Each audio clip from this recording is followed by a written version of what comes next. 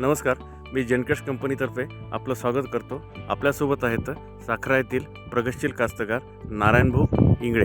नारायणभाऊ इंगळे यांना आपण ॲग्रोसत्व granules 5 kilo रासायनिक खतासोबत मिक्स करून दिले होते आणि काय रिझल्ट आला आणि त्यांना काय फरक वाटला हे त्यांच्या तोंडून ऐकूया.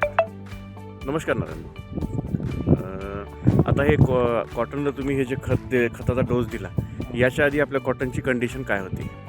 म्हणजे पावसामुळे चिघळून गेलेले शेत पूर्ण म्हणजे पिस्तीचंच होती आणि लागवणीला म्हणजे फक्त आज 40 दिवस झालेले आहेत. अच्छा. कारण पूर्ण पावसामुळे लागवणीच्या दिवसापासून आतापर्यंत पूर्ण पावसामुळे तिची काय वाढ झालेली नाही. लाल्या पडलेला होता आणि ती वाढ पूर्ण फुटलेली होती. अच्छा. म्हणजे जेणेकरून घेण होतं असं किंवा ती पराठीच्या आयसीमध्ये असलेल्या पेशंटसारखी तिची अवस्था झाली होती. अच्छा. जे आपण ॲग्रोसत्व दिल्यामुळे आज 6वा दिवस आहे.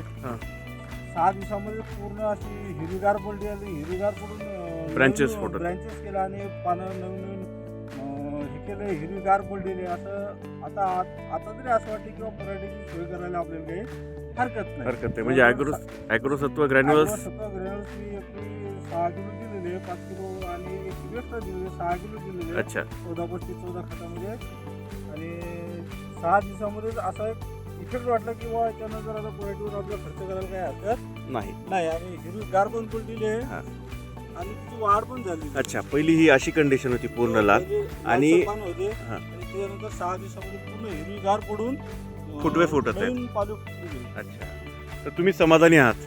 100%. अच्छा. आता हे नंतरच्या खताच्या डोसमध्ये पण आपण वापरू शकतो? हो. ओके. आणि कास्तकारांनी वापरण्यात काही हरकत नाही असे की भुरभुरीत काम नाही का काही नाही. ओके. जे आहे ते डोळ्यासमोरचा विषय आहे. ओके. धन्यवाद.